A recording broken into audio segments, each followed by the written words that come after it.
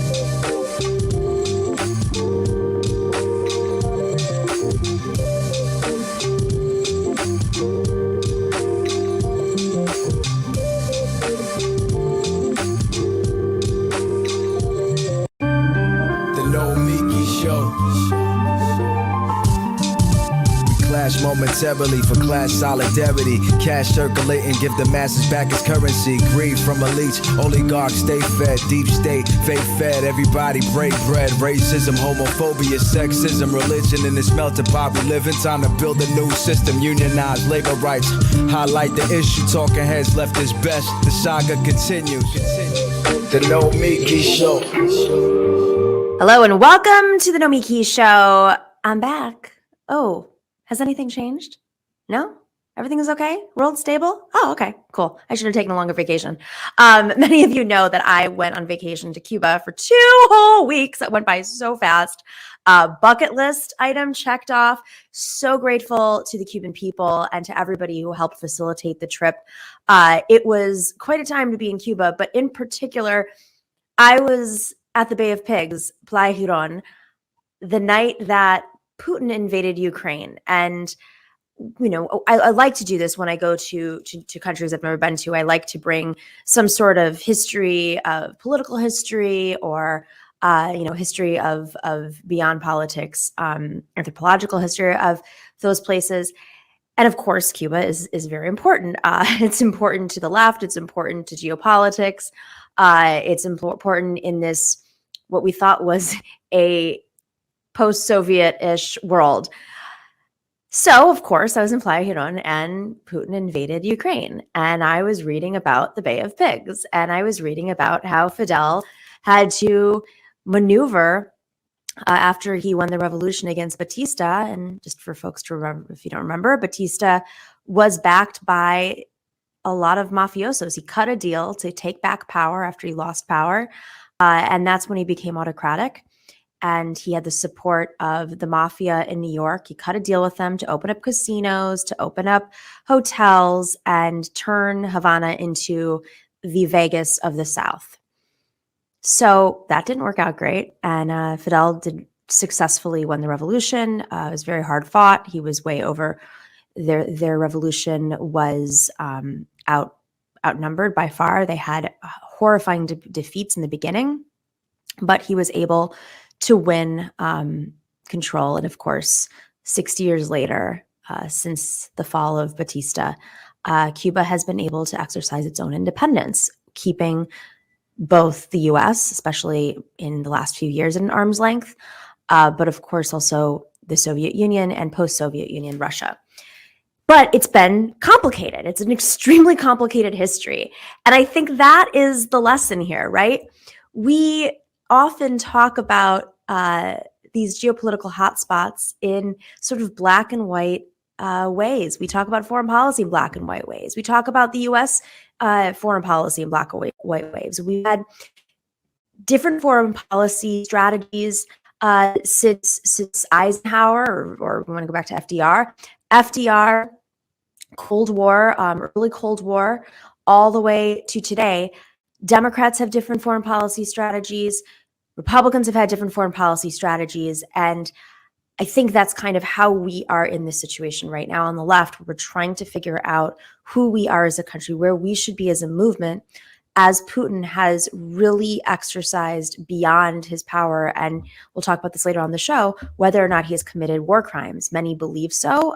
It's a complicated thing to assess, but this is somebody who has not justified this war in a legal way, and that by that alone is an excuse for being in a war crime. Not to mention all of the actions he's committed before and after.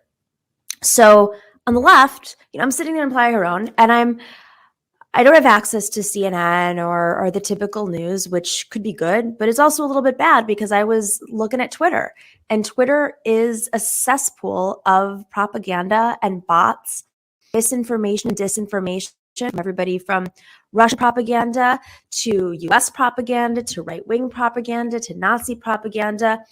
And it gets very confusing very fast. And not to mention, news spreads super, super fast, and it's hard to validate when a war is taking place. And folks, don't have their cell phones charged in real time. They don't have access to Wi-Fi. Sometimes videos come in later.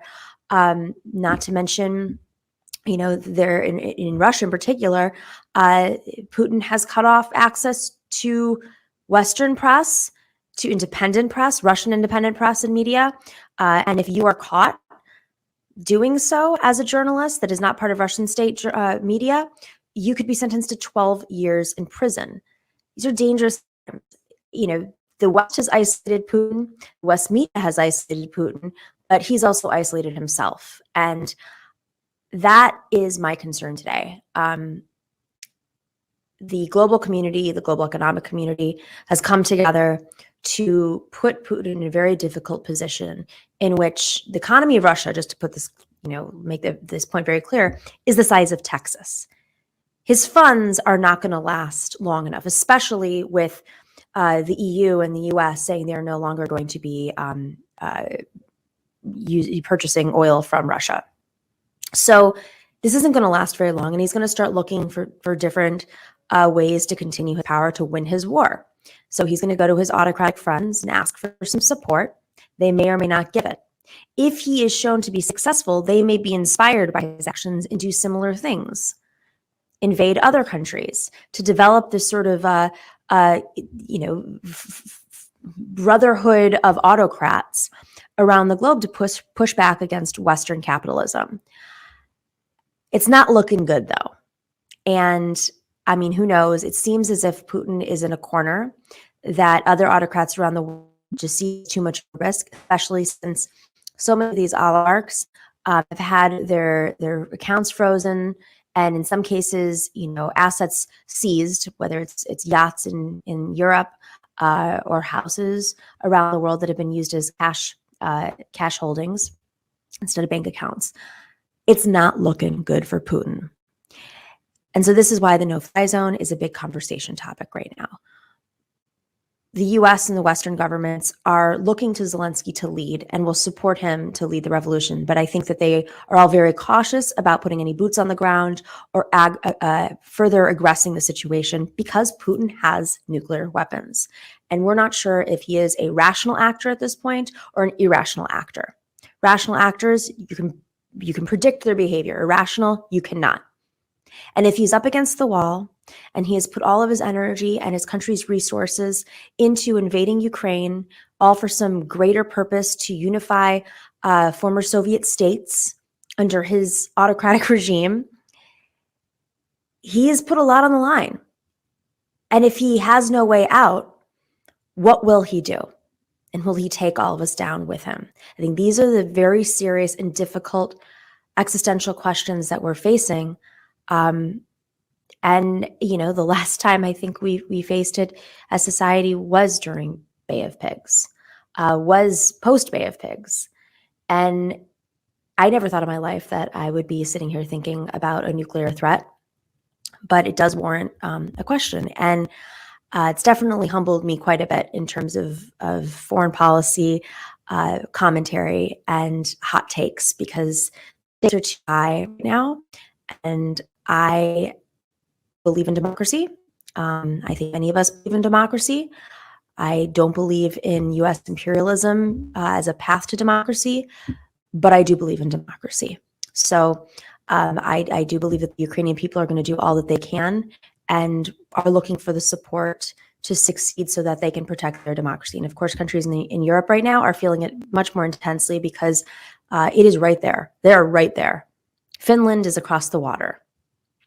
Folks in Europe, whether it's Poland or Germany or the Baltics, the Baltic region is a geopolitical hotspot right now. Turkey is now flying planes over Greece, exercising, seeing this as an opportunity because folks are distracted by Ukraine. These are serious times, and these are humbling moments. So I'm really grateful to be back with you guys. We're going to focus on Ukraine quite a bit. Thank you for letting me take 2 weeks off. I'm very well rested, sort of. I'm inspired, and I'm excited to kick off.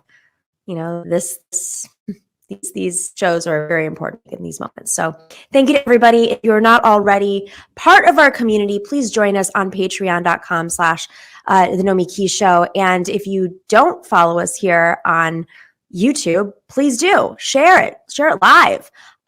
Tweet about us. Instagram about us. This is how we build out. We know how much this community has been fragmented in the last couple of years. This is a really important time for quality guests and information and experts to come on, because that is how we're going to make sure that we are informed and empowered. The hot take time is gone.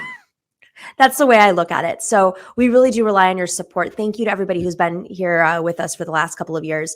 Join us over at patreon.com/The Nomiki Show, and we will be right back with an incredible show. We're going to start off with COVID because that still is a thing, despite what maybe some of the press want us to, and the government want us to think. We're going to talk about the loosening up of COVID restrictions and whether or not that's really safe in this moment.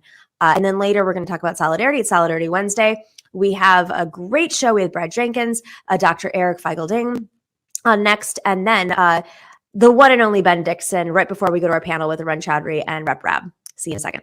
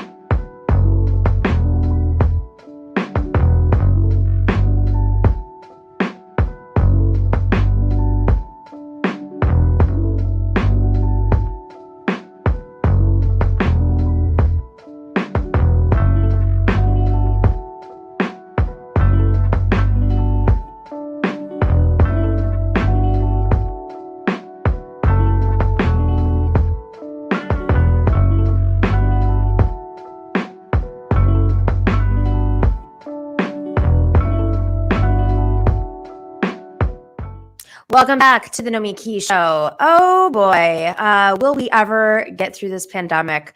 I think many of us are cautiously optimistic that this could be the end, but I don't know. I mean, I went out today in New York, and it was the first time I've been out where people don't have to wear masks and you don't have to prove you're vaccinated. I don't see the logic in that. I think it's better to be safe than sorry, but I leave it to the experts, and that is why we have experts on. Dr. Eric Feigl-Ding is an epidemiologist and health economist, a senior fellow at the Federation of American Scientists in Washington, D.C., and the chief health economist for Microclinic International. Oh boy, this is an expert. Dr. Eric Feigl-Ding, thank you so much for joining us today. Thanks for having me.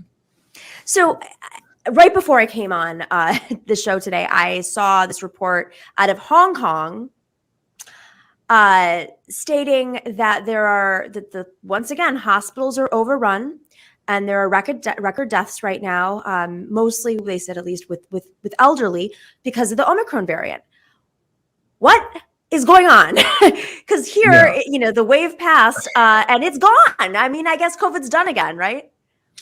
Yeah, so here's the problem. Like, we're done with Omicron 1.0, but what Hong Kong's being hit with is Omicron sublineage BA2. And BA2, honestly, it's a horrible name, and it deserves its own Greek letter because BA1 and BA2, the old Omicron and the new, are more different than the Delta variant was from the original Wuhan strain. That's just how different they are. But WHO says, oh, we don't want to scaremonger. It's okay. We don't need a new name. But it's really wrong because it is so much different. And it's infectious, much more infectious. BA2 is now 50% across all regions of England. England cases are surging again. Hospitalizations are actually surging again across all regions of England as well. And, it's kind of like you're watching an incoming train, and it's going to be a train wreck. But somehow we're living in this fantasy of, cases are falling. And if cases are falling, that's equal to zero? No, it's not. And in certain ways, there's this fairy tale wishful thinking effect going on that, I'm so tired. We had the Delta and then Omicron and such a terrible, we need a break. Even though cases are down, they're not that low. and we're gonna plateau again. Like US has never actually hit any really low level. We just always gave up at a certain plateau level. It's like, yeah, okay, acceptable number of cases and deaths and hospitalizations. Let's just the rest of us move on. And this is always what's kicking us in the butt every single time. And it's the next BA2 wave is probably coming in April, if not sooner. But people just don't want to hear it. I understand that it's annoying, but it's the virus doesn't care about your wishful thinking or your news cycle. When we see the deaths that are occurring with this new variant of Omicron, are these mainly unvaccinated people? So a lot of them are, but I want to point out that in England, almost 90% of every age group has had some either infection or vaccination. Most of parts of England is already kind of like immune in this naive way, but the problem is that it's waning, because not only vaccines wane, but also natural infection immunity also wanes. And that waning happens pretty quickly within starting about 3 or 4 months, and especially in the elderly. So, for example, the cases are rising across all age groups in the UK. I'm not even talking about Hong Kong, because Hong Kong just as a side, the death rate right now is so high. It is approaching New York City in April 2020. And it is so high. It is double, triple the all-time high mortality rates per capita that we've ever seen in the UK or in the US. It is, Hong Kong just off the charts crazy right now. And same thing's happening with Singapore and South Korea. They're all surging as well. But here in the States, we're still like around 11%. It's crawling up like 3 to 5% every single week. But same thing happening in Canada. It is so bad what is going to happen. And it's a combination of people not vaccinating enough, which is Hong Kong's problem. But even in England, where people are heavily vaccinated, a lot of them have boosters, it's still rising. And I think that's the problem. This waning thing is, people have to really think that there's like this expiration. Oh, I was infected, I'm immune. Only for a certain amount of time. Oh, I'm vaccinated, I'm immune. Do you really need a booster? And even with boosters, I always tell people after 10 weeks of a booster, your booster like falls by half in terms of protection against infection. Now, hospitalization, your booster is still 90%, but it still like falls from 95 to 90-ish. Now, that sounds really good, but in certain ways, you flip it around, your risk of being hospitalized, also doubles, from 5 to 10. And so I think really people just have to realize that what they have, vaccines are good, where we need a vaccines plus strategy. Without this plus strategy, you're always going to play whack-a-mole with another variant. And this is why, masks are so important. Of course, it's annoying. And if you don't want a mask, and make sure you're boosted. And if you're not boosted or masked, I don't know what to tell you. But I think in certain ways, HEPA filters, the beauty of HEPA filters and all these other ventilation is that it doesn't require personal compliance for vaccines, and doesn't require personal compliance for masks, right? It's almost like it's built into the building or a room, but you just have to make sure you furnish it. And not enough people do that. And I think that's, again, another completely missed opportunity and ball dropped by the CDC to emphasize, this third leg of, if you're not boosted, if you're not, masked, you better have HEPA filters. But, the message is completely lost. What's so odd to me is, okay, so New York, 75% of New Yorkers are vaccinated. I don't even know if that's just 1 vaccine, 2 vaccine, boosted. I'm not even sure where we are with that. 2 shots. It's the regular 2 shots. It's not the boosted. Boosted is only about a third of America. Interesting. So Kathy Hochul, when she announced that she was lifting the mask ordinances, I thought, oh, this is great. We're in the middle of winter. Good move here. But then they said, it's okay. Well, maybe if it's just vaccinated, they have some sort of science. They know that there's just a percentage of the population at this point is just not going to get vaccinated despite all the mandates, despite everything. They're just not going to do it. And government has just given up on them. But then they did the whole thing where you can go inside if you're not vaccinated. And that's where I think they're choosing this population and some sort of business mindset over the majority of New Yorkers. I mean, every person I speak to who is vaccinated is afraid now to go inside because they're going to be around people who are unvaccinated. And I feel like that's a decision that is not a smart business decision. You're an economist. I mean, this to me is you're choosing one dangerous path over the other. There's nothing to be lost. Yeah, I'm an epidemiologist before I'm a health economist, and I wearing my epidemiologist hat, I would say that, I can see for certain limited people, there's this, I'm boosted, I have great health care, I can go to the hospital and get Paxlovid drug, which reduces my risk of hospitalization 90%. But I have several messages for people like that. First of all, Paxlovid, there's a global shortage of that drug.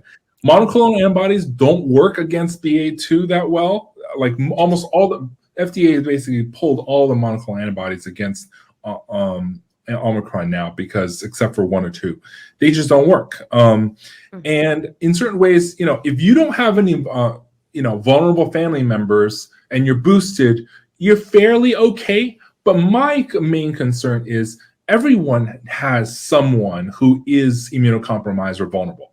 Think about obesity, diabetes, heart disease, asthma, some sort of various conditions. If you add them all up, that list of, CDC says there's 20 risk factors you have to be careful. Like 2/3 to 3/4 of America have this risk factor, right? And even if you think you're healthy, I'm pretty sure a family member of yours has it. So even if I go in a certain restaurant and everyone is boosted, which they're not, and that's the concern, but even if they are, I'm pretty sure someone in their family is not boosted or has an immunocompromise or a high risk factor. And that's the problem. And people don't think beyond themselves. There's a reason years ago we used to have smoking bans in restaurants. It wasn't, because they were smelly or anything. It was that your right to smoke stops at my nose. And it was endangering the wait staff, the bartenders, right? Because secondhand smoke kills. We know secondhand smoke causes cancer, heart disease, mortality, and asthma, just like smoking does itself.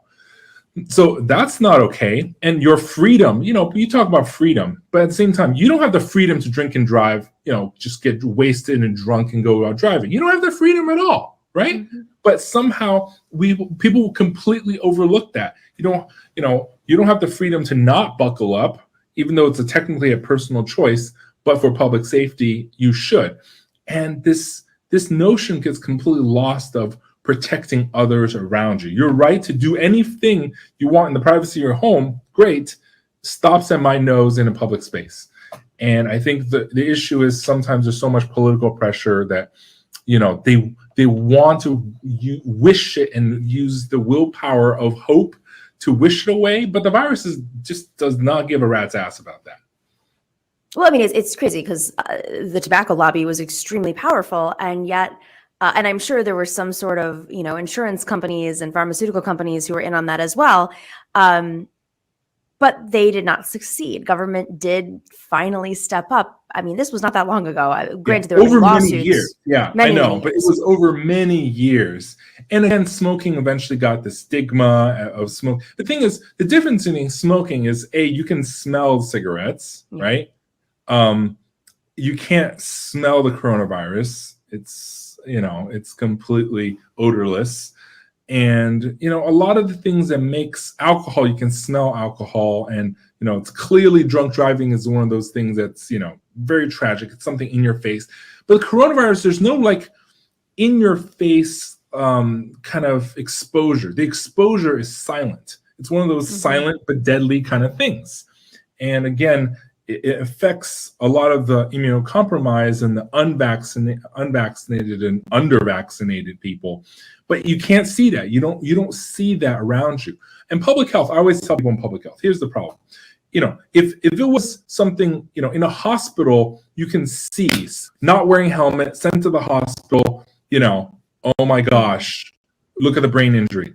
But in public health, if you built a crosswalk across a pedestrian busy street or a sky bridge, or just added a crosswalk signal, and instead of 5 or 15 people getting killed at the intersection here, no one did. No, there's no one to thank you, right? Because when something public health succeeds, nothing happens. So when you mask, and after you mask, again, against the virus that is odorless, right? Unlike smoking, and then you succeed, no one thanks you that, oh, I went to restaurants, or I went to the shopping mall, I wore a mask, came home, whew, I dodged a bullet. You never know that you dodged a bullet.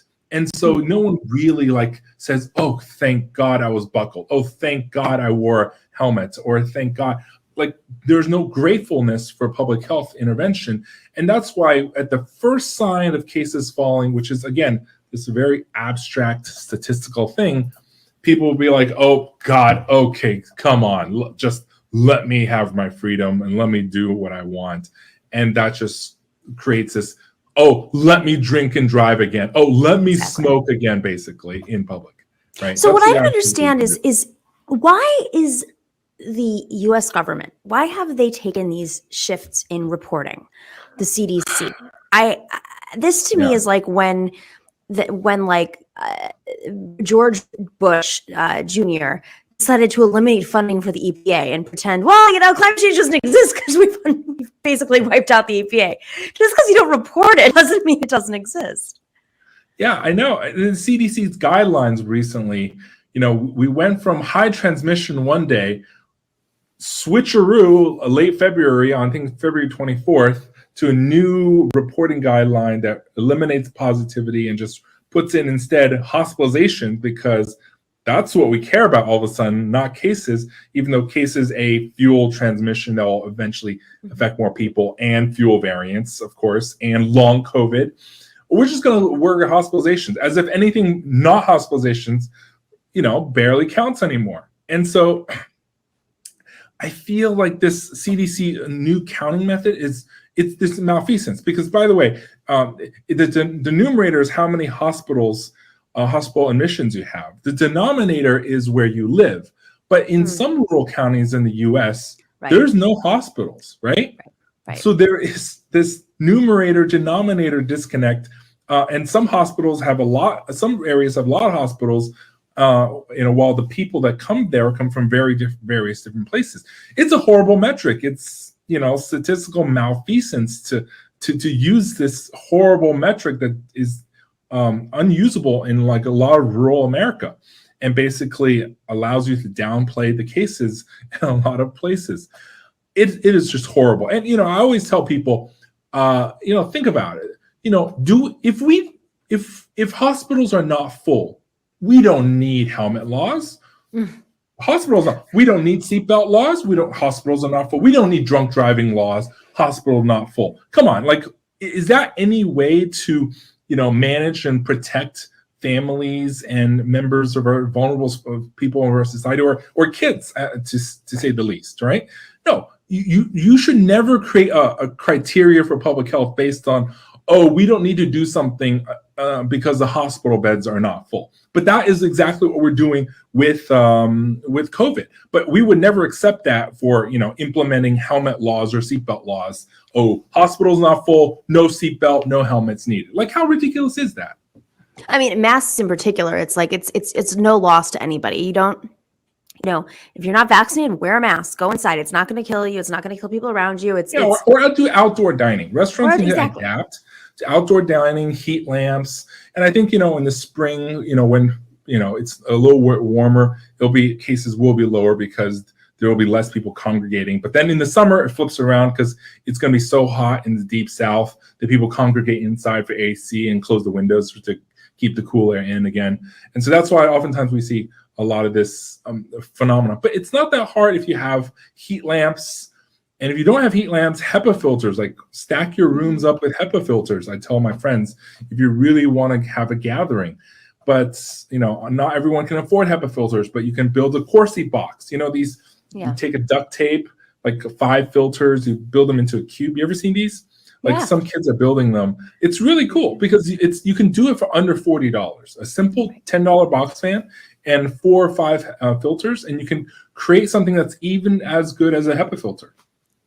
It's the fact that we're even having these conversations still at this point is mind-boggling, and I think what's, other than the fact that people are still refusing to get vaccinated or boosted even, and I'm glad that you mentioned that it does have it does wane off. Our government's response is, I think, what's infuriating. And I think my last question is, this new variant, what are the symptoms, or how are they different? Is there anything that we should be on the lookout for? Yeah, it's there's no symptom difference. Most of the COVID are pretty similar. It's not any less severe. It's actually harder to find because the old Omicron, you can use like a shortcut PCR test without sequencing to find it. But some people call this the stealth variant. It's not really stealth. It's just that you can't shortcut find it. You have to slow genome sequencing to find it. But it's just as contagious, if not more. It's about 30% more contagious. The attack rates are higher within families than compared to old Omicron. It's just more infectious, and it has more reinfection potential, as in, even if you were previously infected but not vaccinated, your protection is not that great against another infection. And again, vaccines wane, natural infection immunity wanes. You just cannot count COVID is over. I have no pharmaceutical industry connections whatsoever. There's a lot of people just say, oh, you're just this is just to feed pharma. No, this is not to feed pharma. COVID is not over because you can't just wish it away. The thing that will wish it away is the willpower to actually implement policies that work, that protect people from infection, not just hospitalization. And so oftentimes we lose sight of stopping infection, especially long COVID. The brain fog, brain damage of long COVID on neurological and other organs is something that actually is going to have a long-term healthcare cost for many, many years that we're not going to immediately see. But down the road, we're going to be like, oh shit, we really screwed the pooch. We really screwed this up. Look at all these people with long-term chronic conditions. And if only we had just stopped the infection in the first place. But by then, it will be too late. And right now, we're trying to scream at the top of my lungs. And it's just an inconvenient truth. It's kind of like climate change. No one wants to deal with it because it's so inconvenient to deal with. Optimism these times that we live in. So, least you can do is get boosted, folks. If you haven't been already, go get boosted. Protect yourself, protect your family with HEPA filters, Corsi boxes. Yes. There's lots of things you can do. So please stay safe. Wearing your masks. Exactly. Yes. Thank you so much for joining us. This was a great overview of the state of COVID affairs. Dr. Eric Feigl-Ding, we'd love to have you back on. I'm sure there's going to be another variant you could explain to us. But hopefully everybody stays safe and well. Yeah. Stay safe, everyone. Thank you so much, Doctor. All right, we will be right back. It is Solidarity Wednesdays. We have the one and only Ben Dixon on, and we're going to be talking with Brad Jenkins about solidarity across the board, what it means for the upcoming elections. Remember that's happening, and how we can all work together in different communities to make sure that we can, because the Democratic Party doesn't seem to be putting that work in. So what can we do? Because it's just too much on the line. All right, we'll be right back after this.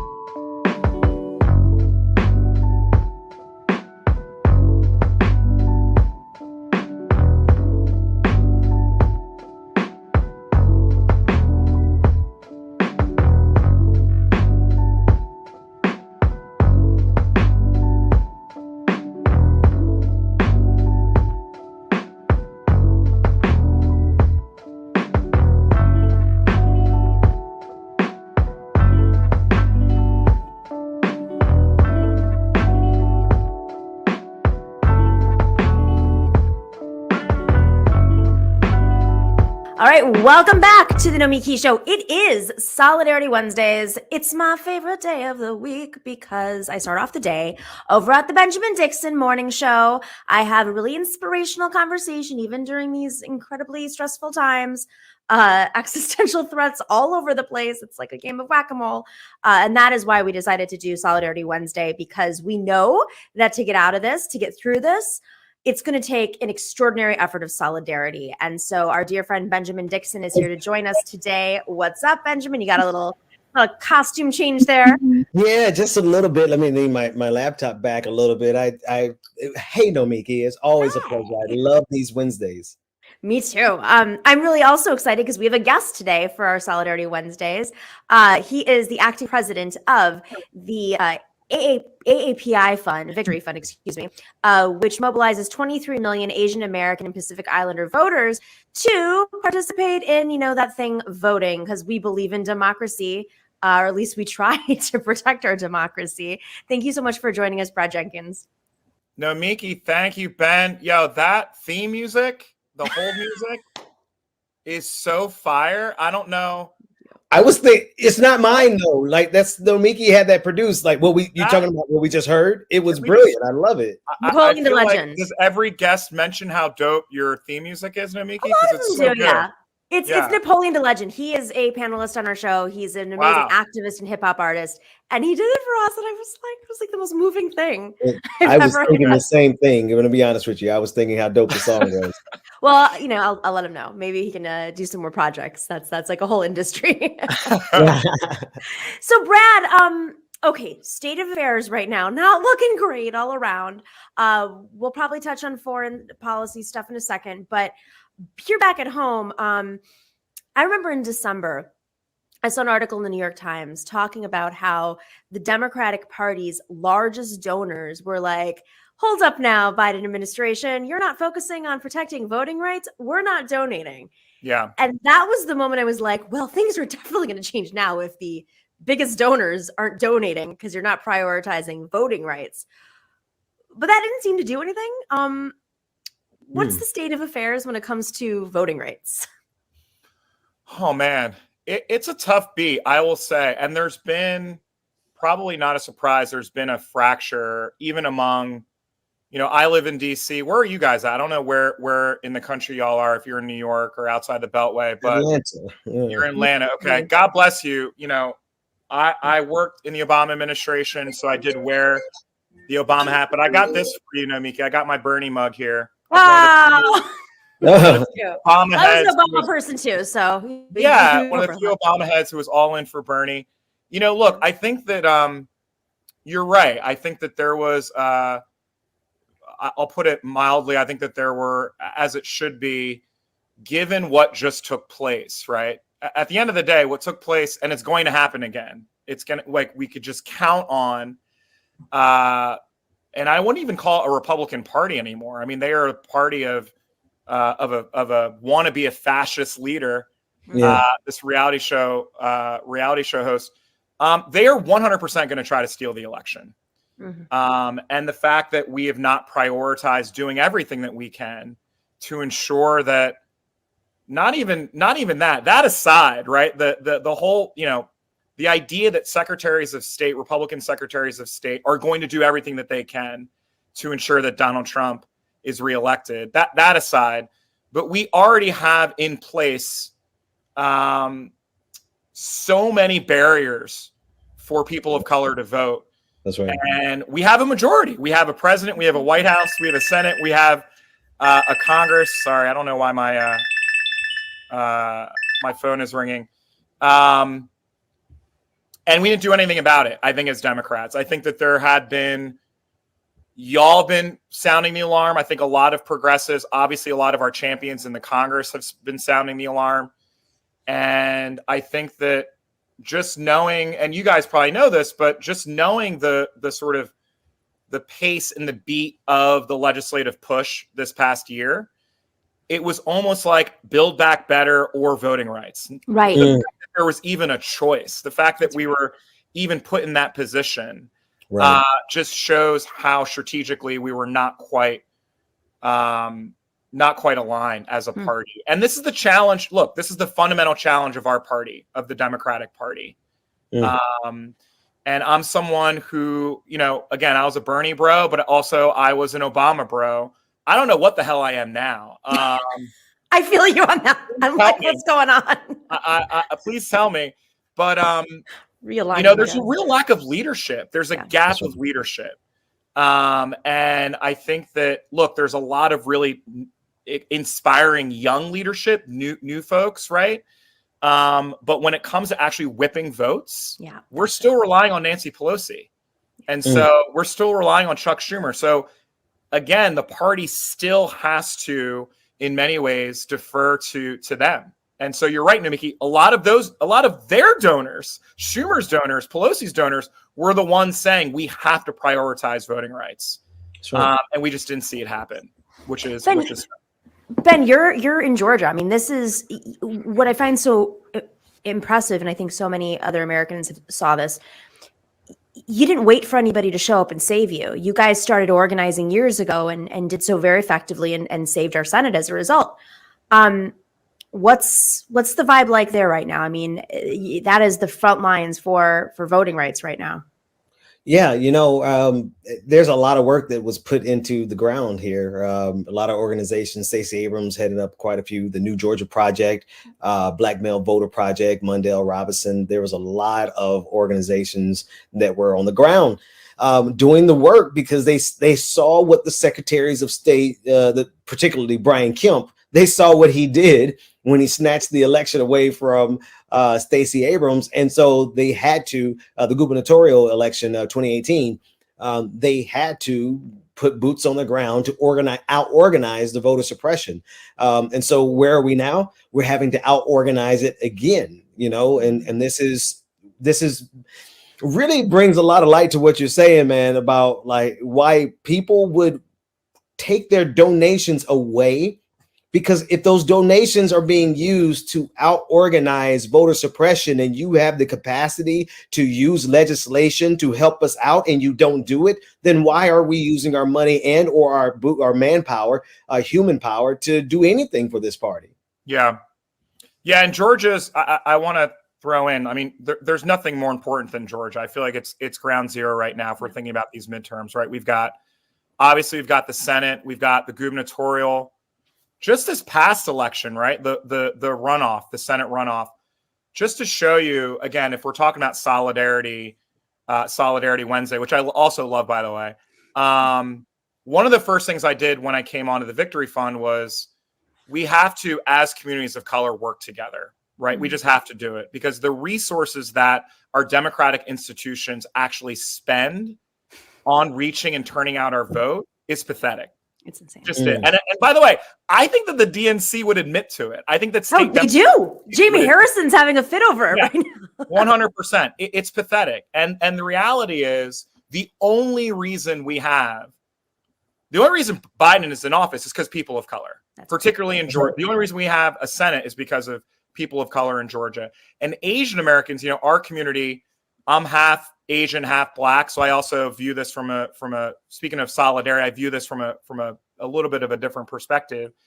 But, you know, Asian Americans are like the scraping the bottom of the barrel, right? If you look at any super PAC, any IE, any campaign, it's like they're spending more on coffee and pizza than they're spending in actually reaching Asian American voters, even when our margins are big, even when we're like 11, 20, 25% of the vote.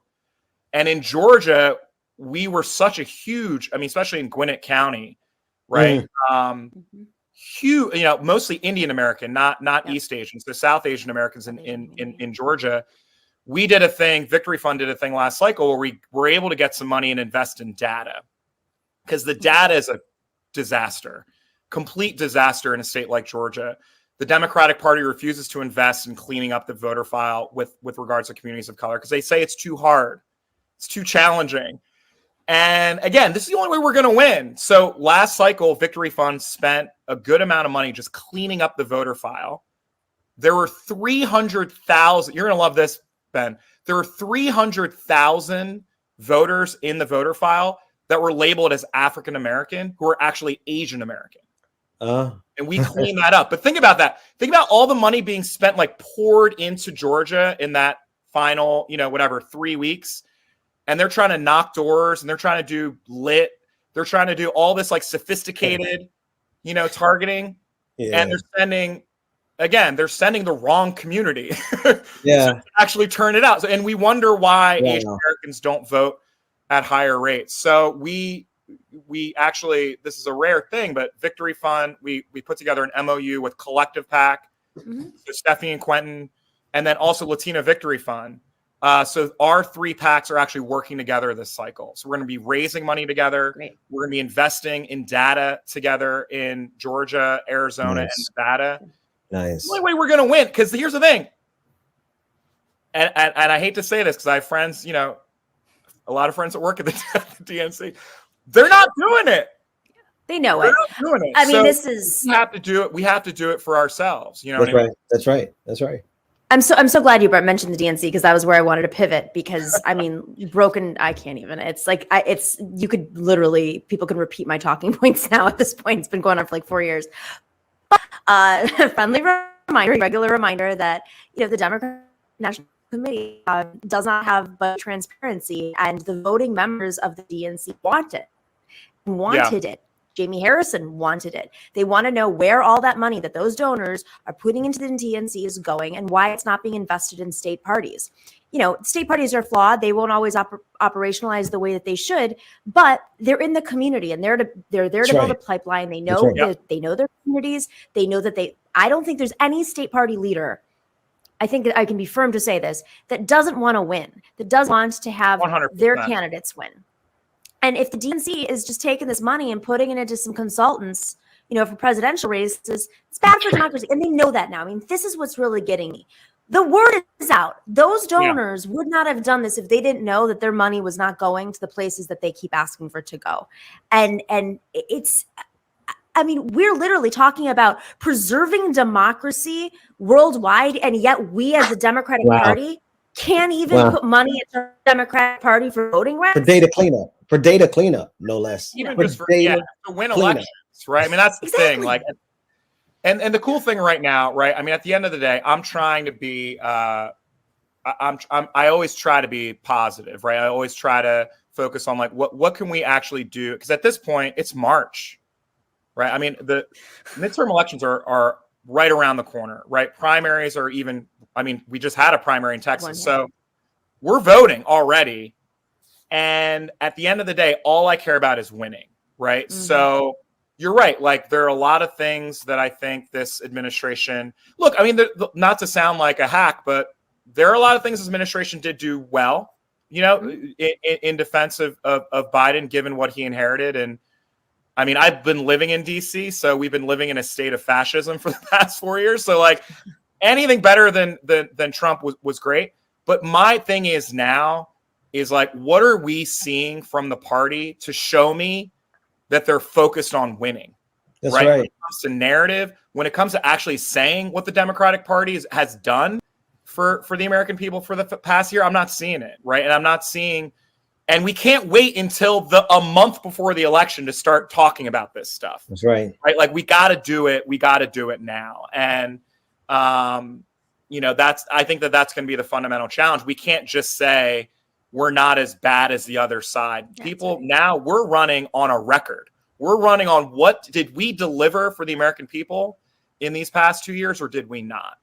Right. And so to your point, Nomiki, on voting rights, that was the number one agenda for the community that actually got us in there to begin with. They didn't do anything. So, and look, I mean, again, I still call me like glass half full, but like, I still think things can be done, right? I think that gerrymandering, I do want to give a huge shout out to Eric Holder and what they're doing in like really fixing a lot of these gerrymandered districts. So give a huge shout out to those guys. Fixing what they didn't do when they were in the administration. But at least we're doing it now. I'm always glass half full. At least that shit's happening, right? Yeah. You got to be able to sort of put wins on the board. And I don't know. I mean, look, we have to, I don't know. Like we gotta be able to show to particularly young people of color who don't vote in midterm elections, right? The base of the party, we don't vote. And so we have to be able to show something. And there's still time. You know, these elections are in November, so we'll see. So Ben, I want to pivot just a little bit, but related to the election, the Ukraine war. I've been told not to say war by media experts, but I'm going to call it a war because he's committing war crimes. So this is my personal decision here. The war in Ukraine has created some sort of solidarity around the left that I haven't seen in the last couple of years. And I hate to already be here, and I feel like I'm CNN being like, what does this mean for the elections? But the truth is this going to be the out for the Biden administration, who can't get all this other work done, who can't get BBB passed, who's had cinema and Manchin holds up everything, who's not passing voting rights or protecting voting rights. And we're seeing all the attacks at the state level against, women's health, the Florida bill right now. I mean, everywhere you look, there's just bad news. But there's one piece of news that is always great for cable news and brings Americans together. It's war. War. Is that going to be enough, Ben? No. Will it be useful? Yes. The reason I say no is because, let's be real, Putin has his hands in the Republican Party, right? And so while they are able to leverage this, the Democratic Party can leverage this war to win. I don't think that they're even going to do that successfully, because I believe, if you can allow me a little bit of my own conspiracy, I think they're dead set on losing, because they're literally doing everything necessary to lose. They're not even explaining that this is an inflation, this is price gouging effectively.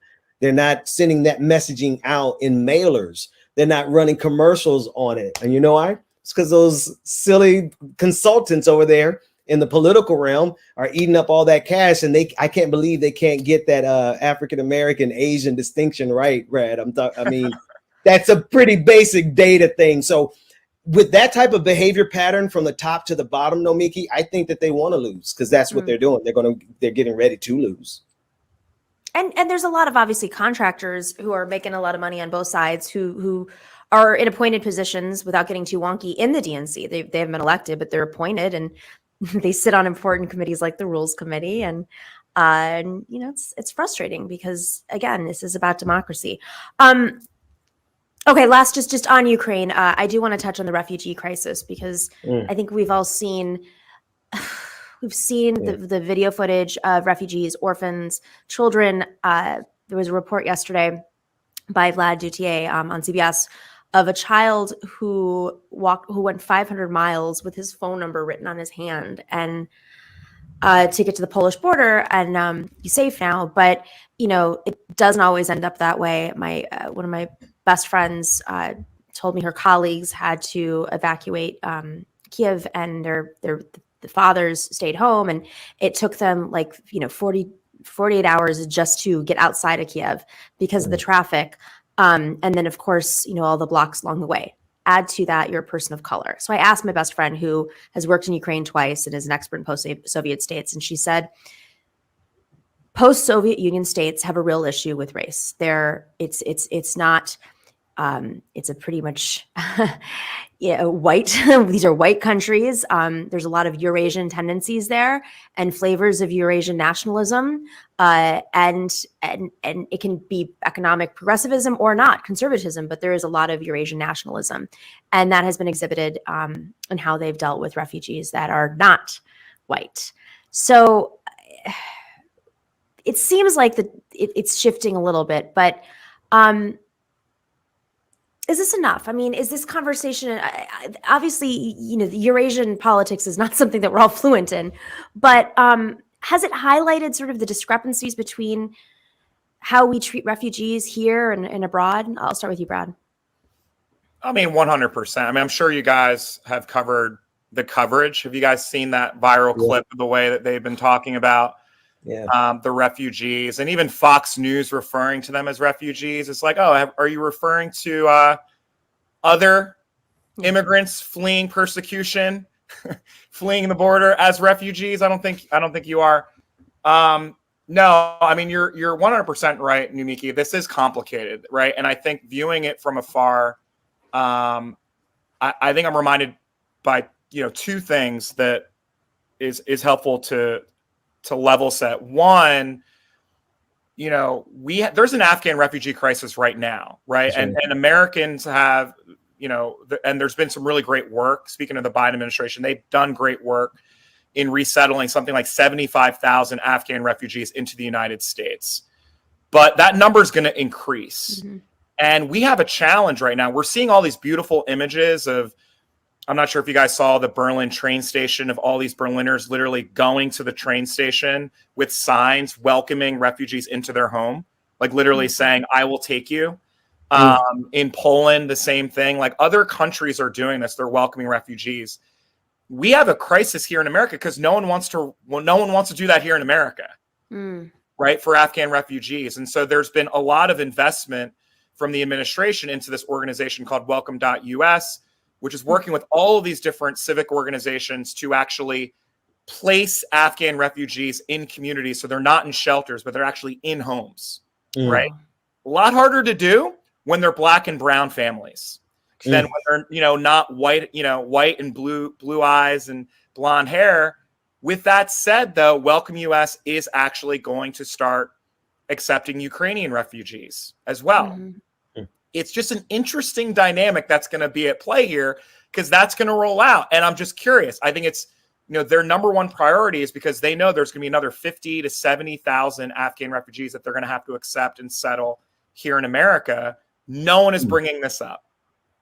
That we need more Americans to step up and do this. So it's great. It's great to have a Ukrainian flag. Again, I don't want to cast any aspersions, but it's great to show solidarity in tweets and shares. But at the end of the day, we need, again, corporations, community centers, and actual families. The 1%, right? Again, Elon Musk trying to help people via tweets. It's like, look, there are very real children and very real families that need help. They need resources. They need a roof over their heads right now in America, not in Ukraine, here. And so folks want to help. I mean, like, literally, you could go to welcome.us. You can donate. You can offer to help. If there's a community where Afghan refugees are, they have like welcome committees where you can actually, as they get off the plane or as they get off, you can actually welcome them. This work is happening, and it doesn't have to be, again, I think that's the other big challenge. Refugees all over the world. And so if you've been inspired to act by seeing what's happening in Ukraine, please go to Welcome US and figure out ways that you can help right now. Because you can do it. Ben, I mean, this is ultimately it. We have the capacity. I remember the beginning of when the Muslim ban took place, all the statistics about, how over the years we've just been taking in fewer and fewer refugees, not to mention our own border crisis. Let's remind folks. Yes. But we have the capacity, Ben. Like, I think about on the left communities against each other. So in solidarity, I mean, I'm glad that we're talking about these issues, but there has been a lot of conversation sort of pitting one community against another. When it's really, these are the effects of war and economic, I mean, in most cases, war, whether it's brutal situations in Central America or in Afghanistan or Syria or Yemen or Ukraine now, we know, or Somalia. We have the ability, right? I mean, what's it going to take, Ben? Do you have any?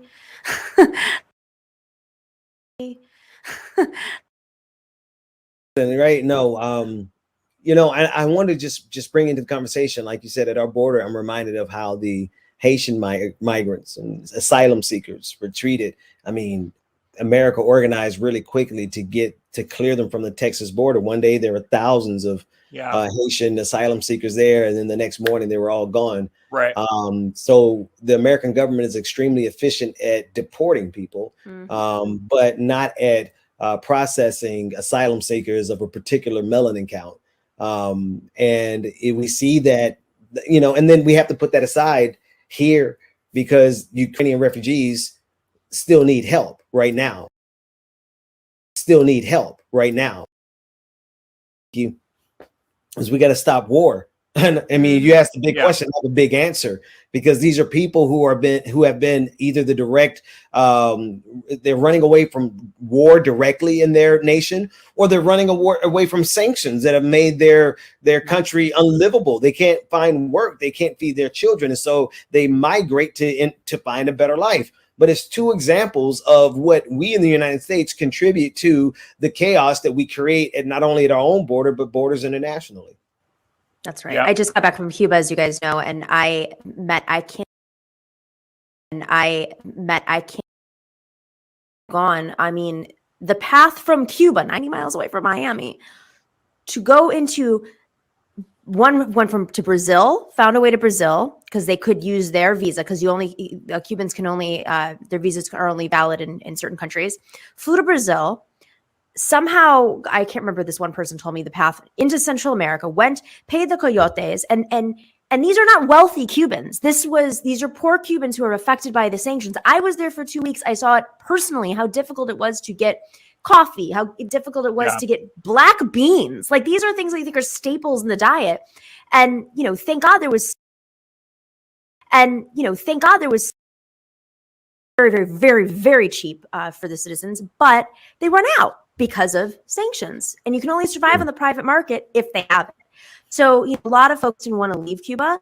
And one guy in particular, his daughter was a doctor. She sent her off. She was like, I think 29 years old or something.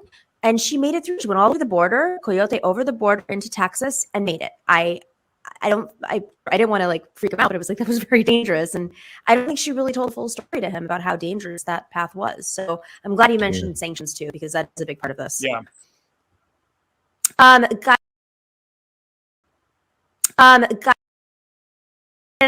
can we check out your work? How can we support you? AAPI Jenkins on all my. I don't really tweet. I feel like Twitter is just eats my soul away every time I go on there. So I don't really. I retweet. So I'll retweet. I'll retweet Ben and Nomiki. I'm on Instagram. I'm on. I guess I'm still on Facebook because I'm an old person. But AAPI Jenkins. I'm again huge fan of Nomiki and Ben. What you guys have been doing for years. We need. Look, here's the way I'll put it, right, is the stronger and better organized we are on the left, it actually helps our friends on the inside.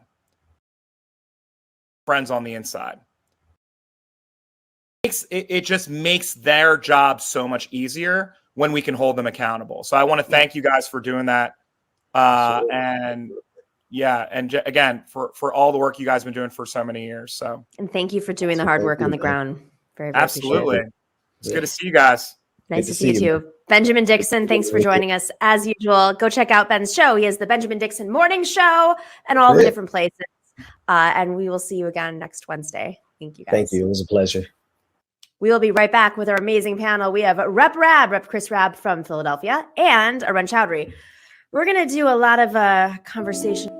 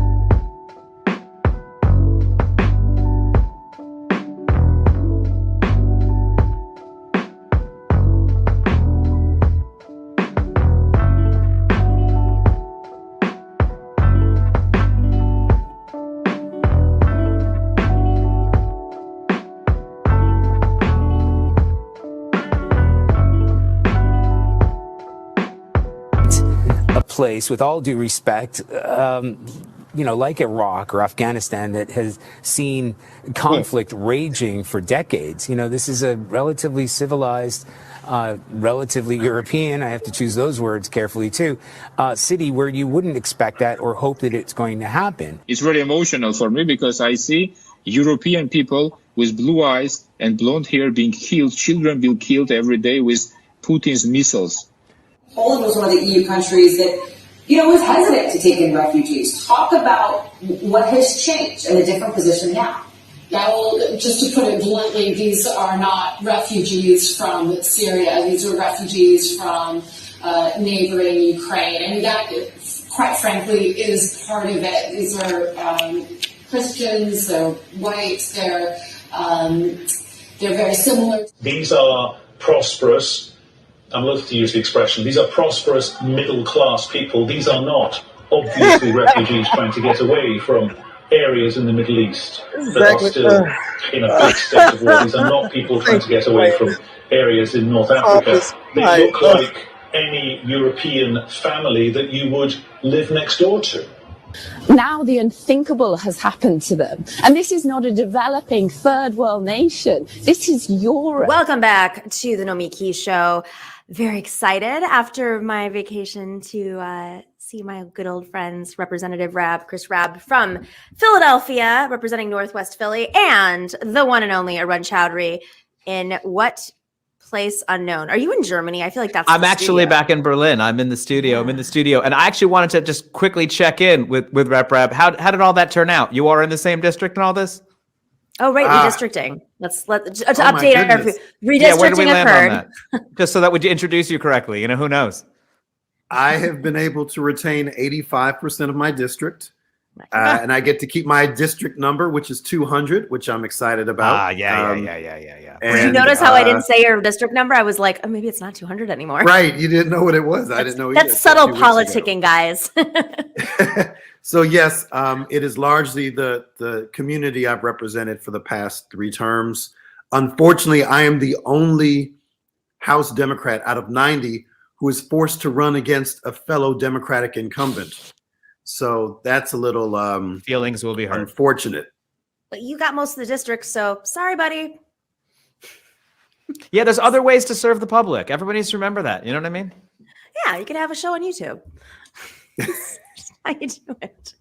You could knock on doors. You could give money. You could do all the things. All right, guys, let's do some comments on that video. It has been making the rounds, a lot of these, the media bias, but in the chat, you had some thoughts and feelings. So lots of media bias about the refugees. Now, I'm of the perspective that refugees are refugees are refugees. So I believe in supporting refugees, especially in a conflict.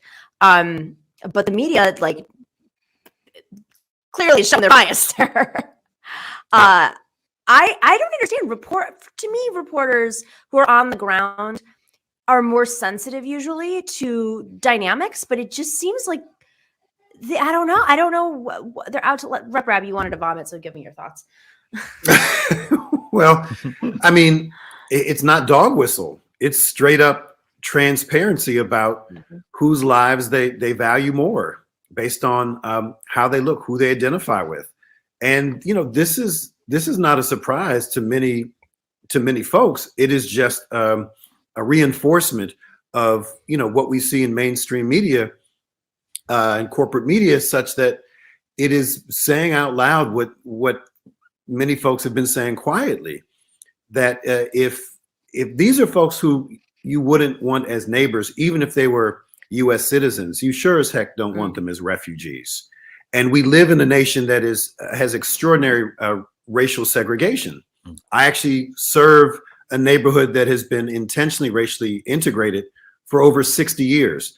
And we can probably count on 2 hands across this country of 325 million people how many intentionally racially integrated neighborhoods there are. Yeah. So in many ways, this is a reflection of the racial segregation and the mores of a lot of white folk who are feeling a sense of urgency and compassion with folks who who they identify with racially. And they, I think, are very excited to show their humanity to folks who look like them. But that also calls them out for the very same thing about where are they with Yemen and Syria, et cetera. And I would jump on the top of that, just sort of, we've talked before on the show, the kind of different definitions of racism and how they kind of can creep out in European versus American politics. And I think here we have just a classic, also kind of slippery definition of whiteness that is only defined by people who are in the club. So now we're including, in our World War II fantasy fiction, we're including the Ukrainians in the club. They weren't in the club when they were looking for jobs.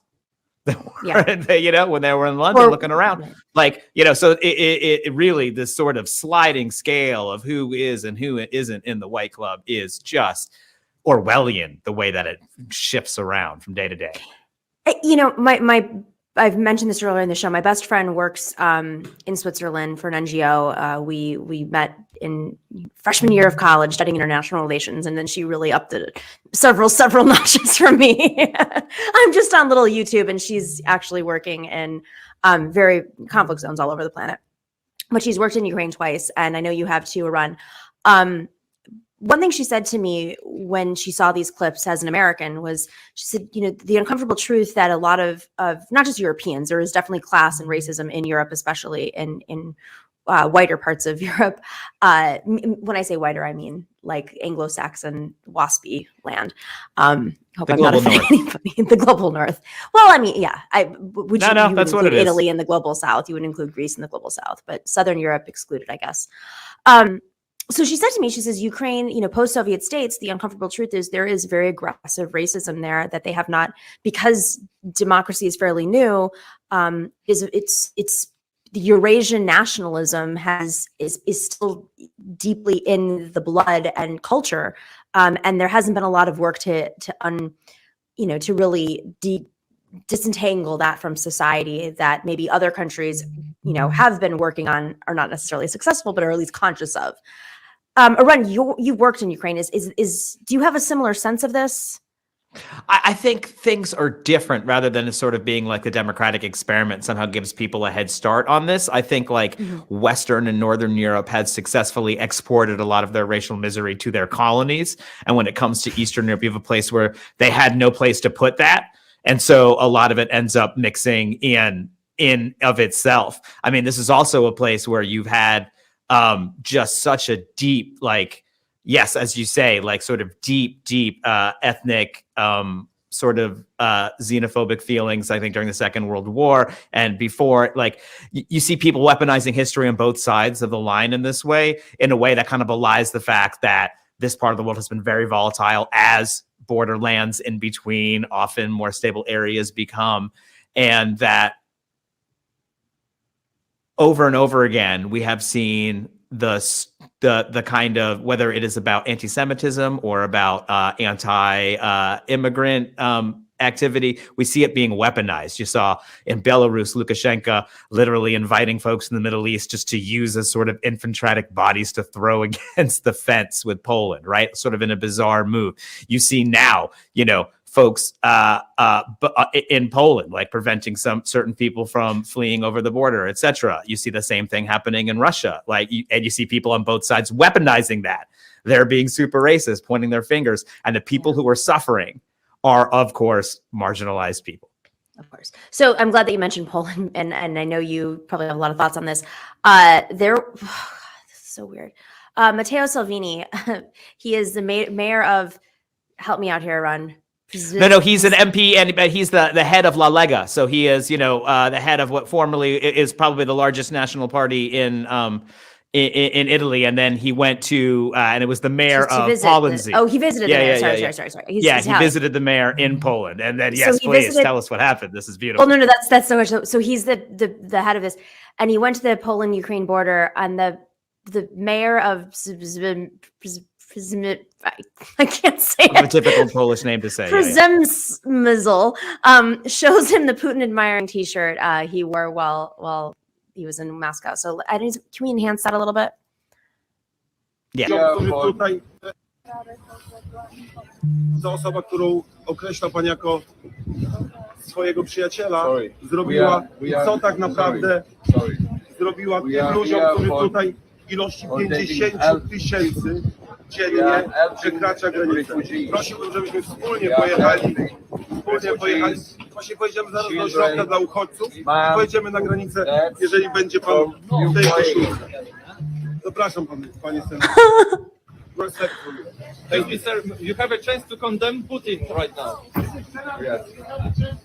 Grazie. I mean, is this guy just going rogue? I mean, I think Salvini took a big chance thinking that something like this wasn't going to happen. And there is some domestic Italian politics to talk about here. So, you know, Salvini, who was the sort of unstoppable right-wing strongman, best friends with Bannon, you know, made La Lega national party, all of a sudden look like he would be the new thing in Italy, suffered a string of 3 electoral defeats in a row. And then just with this presidential election in Italy, had basically everyone not follow him in the right-wing coalition, has really fallen on his face. And I think the only thing a politician like him knows how to do is show up. And so he was like, all right, I have a Putin problem. I need to be able to show up someplace. It was risky. He was like, maybe this works out for me. And I think you could see in his face the sort of sadness. It was like, yeah, this was definitely a 20% chance of happening. And the mayor really had nothing to lose here. I don't think this was even a particularly risky move. It was like, yeah, when that guy comes, I'm going to do this. I mean, the mayor, though, I mean, Poland, I mean, this is extraordinarily complicated. It's not like the head of state. I mean, maybe that's Poland's way of kind of having it both ways, being part of the EU and condemning Putin, but also having their local leaders show up who have nothing to lose, you know, wink, wink, nod, nod. Yeah, against a guy who doesn't have a lot of national power or say in Italy now anyway, but is still a figure. It's sort of a perfect way to get around that without ruffling real diplomatic feathers. Okay, so this is important. I want to get both of your perspectives on this because Putin. We've talked to reporters earlier this morning. I was on Ben's show, and there was a reporter from Kiev Independent talking about how Putin really hasn't lost his mind. I don't believe that. I think he's always been a little bit off, but I think the difference is now he's unpredictable because he might be forced into a corner. And what happens if he's forced into a corner? I'm not sure if we're already there yet. The fact that I had that perspective and then I read Thomas Friedman's article this morning and an echo that I was like, oh my God, no, this is bad. I don't like where we are right now. Like, let me rethink this. But seeing that and seeing how that even in countries that are going to are aligning and probably will continue to align with the EU and NATO, there are fissures in those countries, larger fissures than say the ones that we have here. Is really in a corner, and you know, will his autocratic friends bail him out? I mean, the economy of Texas, of Russia's the size of Texas. They're cutting off all avenues of being able to continue this war through funds. What's the way out? And his it's almost like the out is the nuclear option, which I hate to say that, but this is exactly what these kinds of scenarios are. Why we practice these scenarios when we're in schools is for these moments. I don't know, Rabb. I mean, politics is politics is politics. Do you see an out for him? And do you think that we're making the right move? I'm not quite sure. I wish I knew for certain, but this is unprecedented. And our relationship with Russia and Putin will be forever changed. And this is not a drill, right? This is real, and this is the price of imperialism and global capitalism and reliance upon fossil fuels, right? Because this latest ban on Russian imports, that's not to the EU, that's to the US, right? Because we couldn't sustain that if it were just it runs on fracked gas, right? Right. There's some level of energy independence that the U.S. can maintain, and so it has to be. This is the inherent challenge with this global market, right? Is that there's an interdependence in the worst ways that double down on all the things we know as citizens, as scientists, are going to destroy the planet. And yet we can't actually put into full force sanctions because our consumerism and our dependence on these things as societies. So if there was ever a time to understand the global imperative to transition to renewable energy and get off of our addiction of fossil fuels, well, it's been ago. We certainly are being reminded right now. But Putin is a sociopath, and I don't know how you reason with a sociopath. And the same with oligarchs. And just as there are Russian oligarchs, there are American oligarchs. So we should not be referring to American billionaires. We should be referring to them as oligarchs as well. Better branding. Just like we have to use the same frame across and they're invested together. I mean, how many of our tech companies have received money from these oligarchs? Whether it's Facebook, a very famous Russian oligarch was one of the early big funders of Facebook, and many other platforms. Real estate all over the world has been affected. We are intertwined with post-Soviet oligarchs who basically seized everything from Russia when the Soviet Union fell and turned it into a mob state. Arun, I want to get your thoughts, but I also want to play this clip about the nuclear dynamic, because it's just, I can't believe we're even discussing this at this point in society, but maybe we should have been for much longer. Let's play this clip. There's been a lot of corruption. It's a lot of hollowing out. One thing we should be very, very wary of and aware of is that in these military reforms Russia has been undertaking in the last few years, they've incorporated tactical battlefield nuclear weapons. They've integrated that into their military doctrine. These are lower yield nuclear weapons that can be used in the battlefield quite early on into conventional warfare. My fear is the more his conventional forces are shown up as hollowed, demoralized, underfunded, the more that option becomes a viable one in Putin. Arun, you're there in Europe. Yeah. Tension, you can probably feel the tension. You can probably feel Putin's breath on your neck right now. How much is this weighing on your mind? I mean, I think like generally having lots of tactical small nuclear weapons around, someone eventually uses one when they feel like they need to. And it's hard to sort of pin that on exactly where in the world it will happen. But that's what will happen, right? A very small regional thing. And then we'll see if the world freaks out or if they don't, right? They're like, yeah, it was a small one. And actually, if you look at it, it was worse than the firebombing of Dresden, or whatever comparison, thing will start to happen.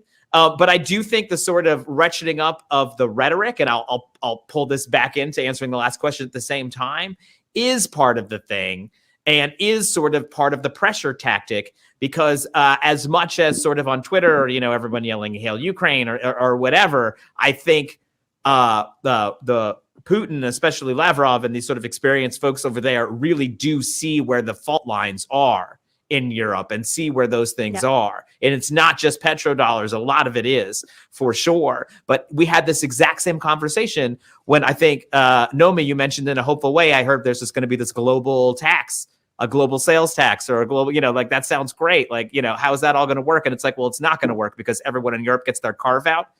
Already, once we're past this initial crisis phase, you have seen the different European countries ask for special carve-outs in sanctions. The Italians would still like to sell handbags to the Russians, please. The Dutch would still like to handle, fresh flowers.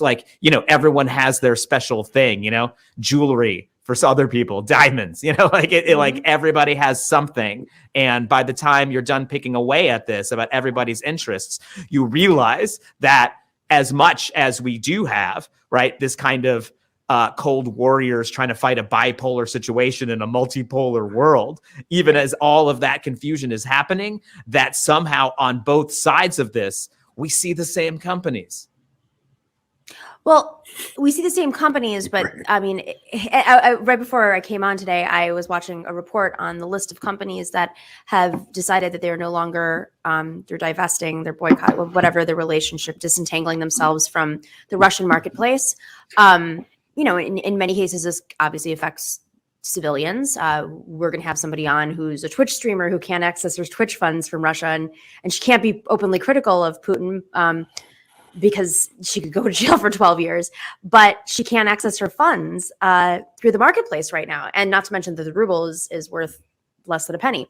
So, there's the effect on the citizens of Russia, whether they support this war or not.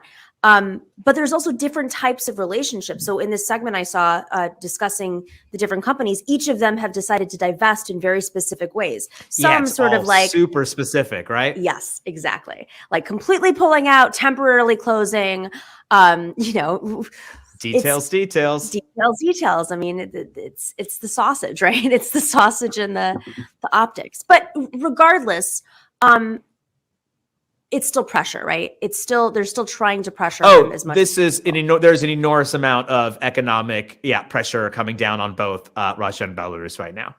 Absolutely. And where do you think it's going to go?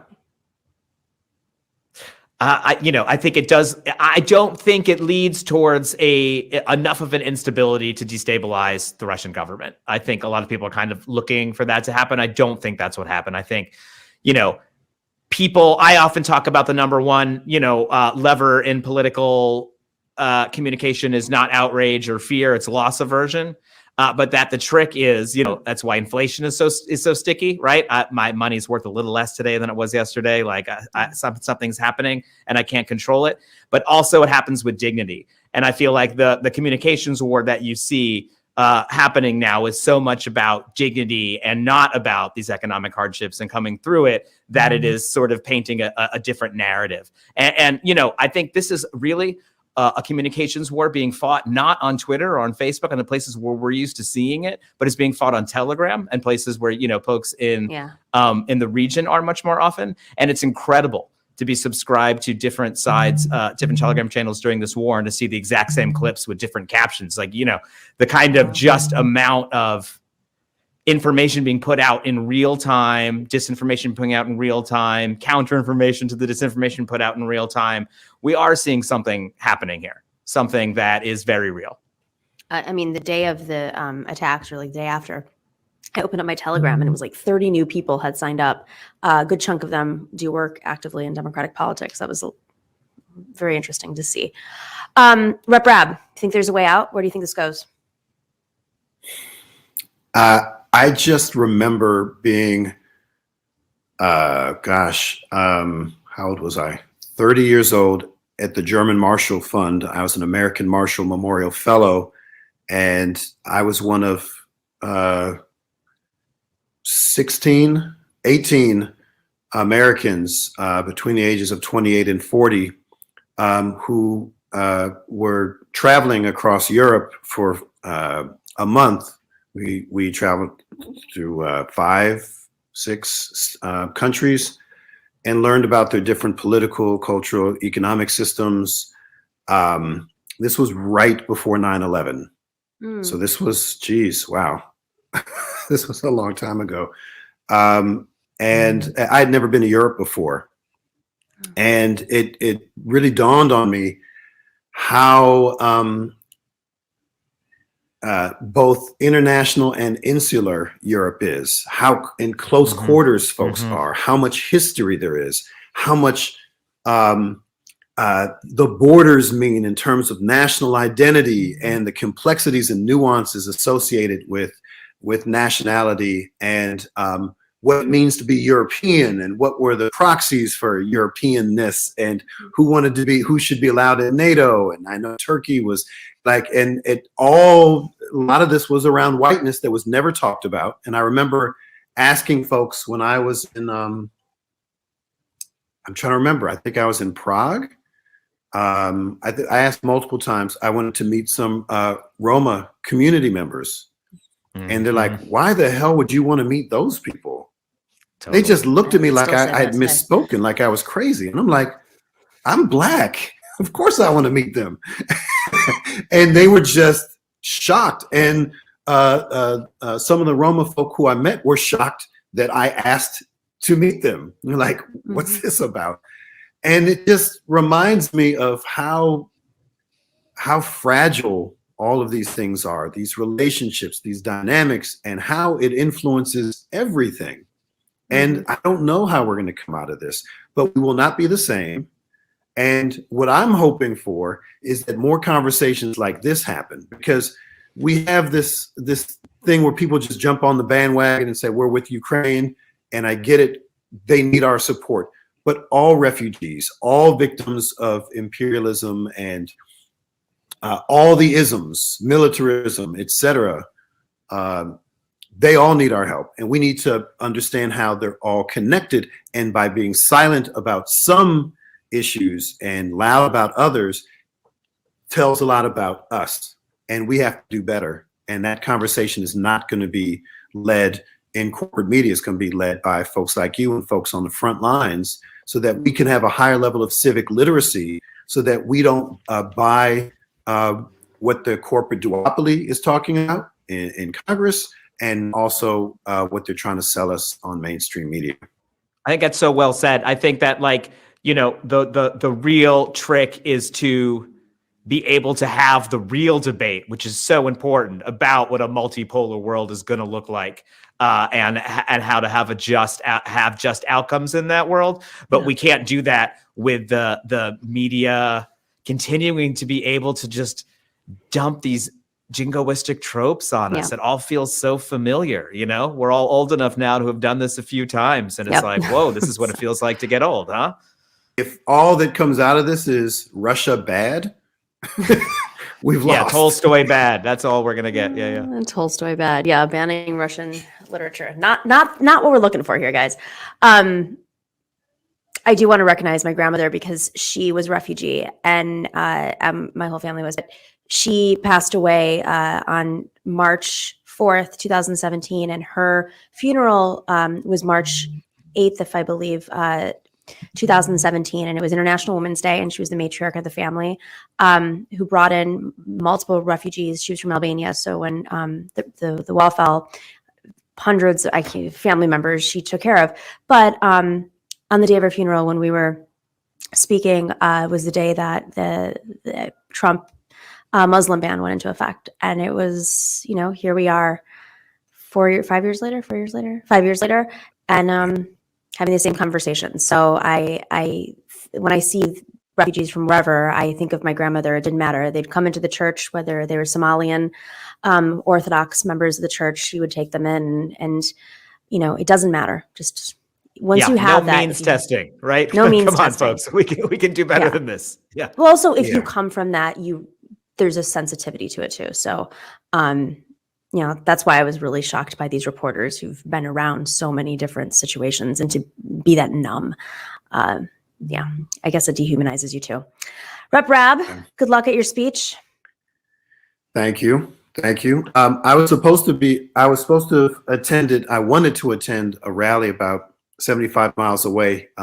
The great folk that shut down Burke's coalition had a rally at the Immigrant Detention Center in central PA, and our Democratic governor has not acted on trying to shut it down.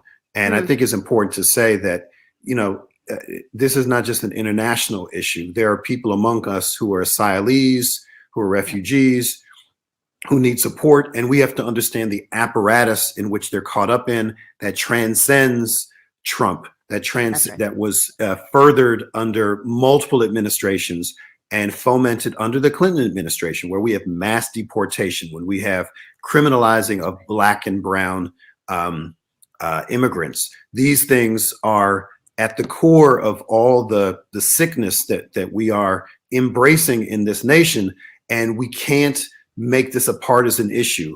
This is so much bigger than that. And if we make it Trump bad, therefore we let everyone else off the hook, and we remove the historiography and the genealogy of all these decisions that continue to plague each new marginalized community. So we have to do ourselves a solid and learn about how all of this is interconnected, to figure out what is the one thing I can do back at home, because we all feel so helpless so often. What can we do? And it could just be helping those in need who are in our own backyard, who suffer from the same systems of oppression. Well said. Yeah. Arun, final thoughts? No, I just hope a good discussions like this, because there is a principled, anti-war stability and sustainability plan for this planet. And when it's the only way to stop war is to build a coal plant, I sort of feel like I don't have a lot to go on there. Yeah. Stay safe. I'm just going to say this. Stay safe. Thank I don't know you, what you could do to please. stay safe. But when people say that, I'm just like, you're like, great. Find a way and do that. Yeah. Get underneath your desk the way that they did in the 50s, because that surely was going to work. This is as a nice heavy desk. And of course, Oscar the Puffin will be with me. You're protected by Oscar. All right, everybody. Thank you again for joining us for a fantastic show. Great conversations, great guests. Always appreciative. I'm glad to be back and here with you guys. Rep Rabb, good luck. Arun, good night, because it's very late there. Thank you to you all. And I want to give some shout outs to our patrons. We've got some new patrons here. Oh my goodness. Token T. Token T. I love how you wrote it. Thank you so much for your pledge. And Robert E. Lee, a new patron also. Robert, oh my God, I can't believe I just said that. See how programmed we are? Robert E. Extra love there. Robert E. Thank you so much. And Richard S. Double pledge. Oh my God. Thank you. David H. So grateful to you. John C. and Daniel S. So much love to you guys. Thank you for patronizing us. This is, as you know, how we roll. You too can become a member if you join us at patreon.com/The Nomiki Show. If you were once a patron and want to join us again, let us know. If you can't afford or need to take some time off, let us know. Email us at thenomikishow@gmail.com.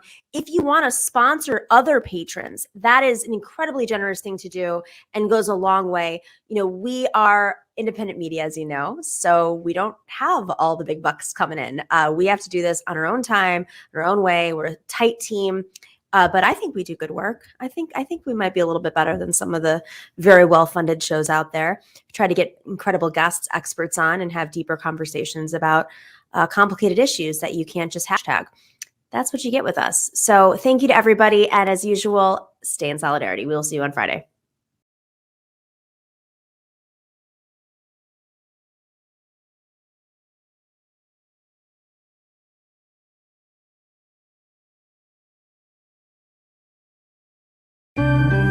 Nomiki Show. We clash momentarily for class solidarity. Cash circulating, give the masses back its currency. Greed from a leech, oligarchs stay fed. Deep state, faith fed, everybody break bread. Racism, homophobia, sexism, religion in this melting pot we live in. Time to build a new system, unionize labor rights. Highlight the issue, talking heads left is best. The saga continues. The Nomiki Show.